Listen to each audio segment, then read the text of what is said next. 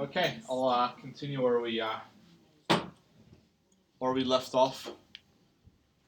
So, the other criterion, which you could also already see from that graph, is where it puts the elbow in this thing. So this was this very long thing where it said plotting the magnitude of successive eigenvalues and applying the Scree test, which is a sudden drop in eigenvalues analogous to the change in slope when seen when scrambling up the talus slope of a mountain, approaching the rock face. Sound quite literary.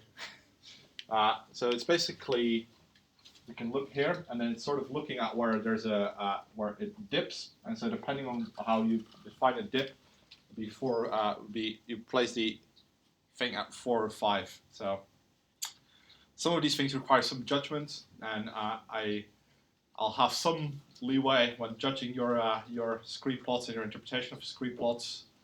But if you, for example, would have said it's 1 or 2, then that's clearly not represented in this graph. You clearly don't see a dip at 1 or 2. Yeah. So we can also do something which is known as the VSS, the very simple structure, or the velocity map test. So this is the very simple structure plot, and it's basically seeing how much you gain additionally from adding those factors in. So you can see the number of factors. So there's still something which we gain from 2, still something which we gain from 3, still a little bit perhaps when we gain from 4, but we don't gain much. We don't gain much if we put in 5 or something in this case. So in this case, it would suggest to stop around 4. And the map tests is not printed because it's below here. Let's see if this works. So that's the actual output. So you can have also the VSS calculations. It shows 5 factors based on the calculations. So there's one thing to look at the graph, the other thing to look at VSS complexity. And here it also says it's probably more reasonable to think about 3 factors, because if you go back and look at the chart, that 4th factor isn't really adding a lot more. So because it's sort of touching here, yeah. So there's 2 ways in which you could calculate it, VSS complexity. So you'll have VSS 1 and VSS 2, which is this one. So VSS complexity 1, VSS complexity 2.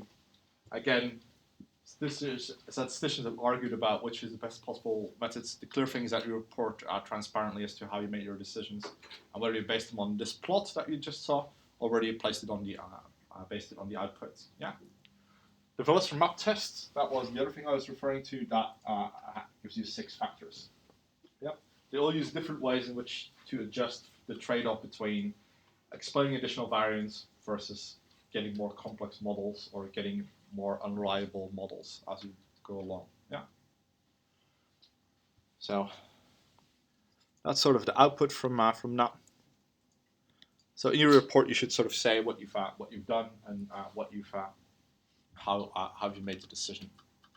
So you're going to try to run it yourself. So on that data which you just worked on that reduced data set, extract a large number of factors, in this case, for example, 6, and store it somewhere, and then discuss the output with your neighbor, and then also run that parallel analysis as you did, as I did. So run a parallel analysis as well, and discuss that output with your neighbor as well.